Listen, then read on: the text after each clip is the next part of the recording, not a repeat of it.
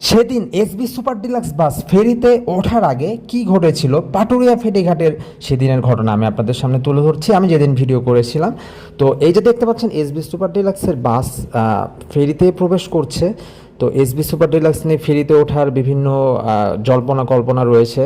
তো আসলে মূল ঘটনা দেখেন যে ফেরির যে পন্টুন এটা কিন্তু দেখেন বেশ সরু এবং এর চারপাশে খোলা। আমি একটা জিনিস বুঝতে পারি না যে ফেরির পন্টুনের চারপাশে খোলা কেন থাকবে ভাইয়া। এখানে তো বাস প্রবেশ করছে, বড় বড় গাড়ি ট্রাক প্রবেশ করছে। দেখেন এই বাস কিন্তু ফেরির পন্টুনের জায়গা কম, চারপাশে খোলা, আর জায়গাটা এত সরু। বামে বাস কিন্তু মোড় নিতে পারলো না। দেখেন একজন সুন্দরভাবে হেল্পারের দায়িত্ব পালন করলো, বাস পিছিয়ে নিয়ে তারপরে কোনো মতে তো এই যে পাটুরিয়া ফেরিঘাটে সেদিন দেখেন এই বাস বামে প্রবেশ করছে।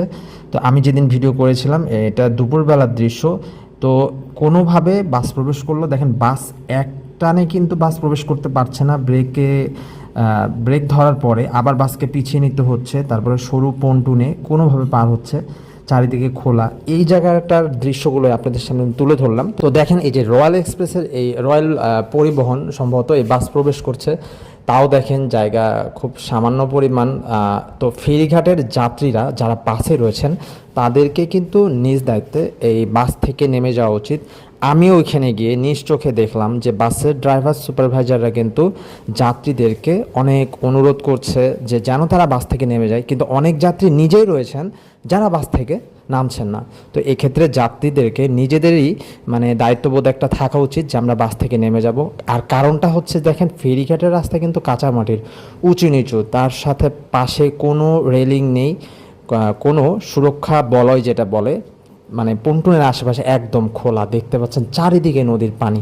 এক্ষেত্রে বাসের ড্রাইভাররা অনেক সতর্কতার সাথে বাস ফেরিতে নামাচ্ছেন, কিন্তু তারপরেও আপনাকে নিজের সুরক্ষার জন্য নিজে নেমে যাওয়া উচিত। আর এই যে কাঁচা মাটির উঁচু নিচু রাস্তা, এটার কারণেই কিন্তু অনেক সময় বাসের ব্রেক কাজ করছে না। আপনি যদি বলেন এখানে ড্রাইভারের কোনো ভুল রয়েছে, আমি বলবো না ভাই, এটা ড্রাইভারের ভুল না। এই ফেরির রাস্তা কেন কাঁচা হবে, কেনই বা উঁচু নিচু হবে, চারপাশে কেন খোলা থাকবে? এত বড় বড় বাস ট্রাক, সেখানে অনেক যাত্রী রয়েছে, ট্রাকে বিভিন্ন পণ্য রয়েছে। এগুলো তো আসলে একটা দায়িত্ববোধ রয়েছে দেশের যে এগুলো যেন চারিদিকে ঘিরে দেওয়া যায়, যেন বাসগুলো এবং যানবাহনগুলো অনেক সুরক্ষিত থাকে। তাই আমি বলবো ফেরিঘাটের এই পন্টুনের চারিদিকে ঘিরে দেওয়ার একটা ব্যবস্থা করা উচিত। ফেরিঘাটের এই কাঁচা রাস্তাগুলো পাকা করা উচিত, উঁচু নিচু রাস্তাগুলো সুন্দরভাবে বানানো উচিত।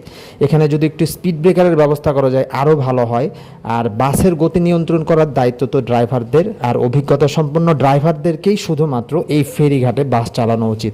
এগুলো যদি মেনে নিয়ে বাংলাদেশে বাস এবং যানবাহনগুলো ফেরিঘাটে চলাচল করে, তাহলে আমি বলবো ইনশাল্লাহ ফেরিঘাট সবসময় সুরক্ষিত থাকবে। তো সবাই অনেক ভালো থাকবেন। আল্লাহ হাফেজ।